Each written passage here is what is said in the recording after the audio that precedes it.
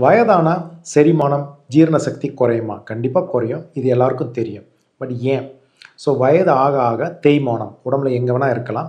So இப்போ நம்ம வாயிலிருந்து ஆசன வாய் வரைக்கும் 32 அடி நீளமுள்ள அந்த குடலில் நமக்கு வந்து உணவு குழாய், வயிறு, சிறுகுடல் எல்லாமே ஒரு கன்ட்ராக்ஷன், ஒரு பெரிஸ்டால்சிஸ்மாங்க. அது மூலமாக தான் அரைச்சி கீழே போகணும்.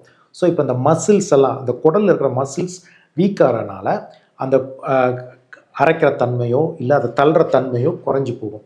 ஸோ அடுத்தது இதனால் அவங்களுக்கு மலச்சிக்கல் வரலாம், கேஸ் நிறையா இருக்கலாம், கொஞ்சம் சாப்பிட்டாலும் வயிறு ஃபுல்லாயிரும், இதெல்லாம் வரலாம். அடுத்தது சின்ன வயசில் மாதிரி ஓடி ஆடி குனிஞ்சு நிமிர்ந்து நிறைய வேலைகள் செய்ய மாட்டாங்க.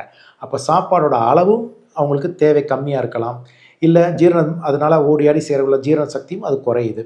அதே மாதிரி ஏஜ் ஆக ஆக ஆக அவங்களுக்கு வந்து ஆசிட் லெவலாக இருக்கட்டும், இல்லை என்சைம்ஸ் அது குறையும். அதனால என்ன ஆகும், எஸ்பெஷலி ப்ரோட்டீன் சாப்பிட்ற பருப்பு இதெல்லாம் சாப்பிடும்போது அவங்களுக்கு வந்து ரொம்ப டிஸ்கம்ஃபர்ட் இருக்கலாம். இது தவிர ஏஜ் ஆக ஆக அவங்களுக்கு ஏதாவது வியாதிகள் இருக்கலாம். இப்போ சுகர் இருக்குது, இல்லை தைராய்டு இருக்குது. இது கண்டிப்பாக டைரெக்டாக நம்மளோட மெட்டபாலிசம் ப்ளஸ் நம்ம சுகர் லெவல் அதை டைஜஷனை டைரெக்டாக அஃபெக்ட் பண்ணும். அதே மாதிரி நல்ல பாக்டீரியா, கெட்ட பாக்டீரியா ஏஜ் ஆக ஆக பேலன்ஸ் மாறுறனாலையும் அவங்களுக்கு அந்த டைஜஷன் ப்ராப்ளம் நிறைய வரலாம்.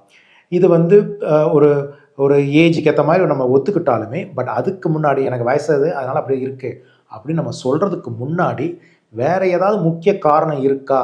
வயிற்றில் அல்சர் இருக்கா? இல்லை வேறு ஏதாவது கட்டி மாதிரி இருக்கா? இல்லை பித்தப்பையில் கல் இருக்கா? இப்போ நிறைய பேர் சொல்லுவாங்க, நான் நான்வெஜ்லாம் இப்போ சாப்பிட்றதில்ல. சாப்பிட மாட்டாங்களா? இல்லை சாப்பிட முடியலையா? இது 2க்கும் பெரிய வித்தியாசம் இருக்குது.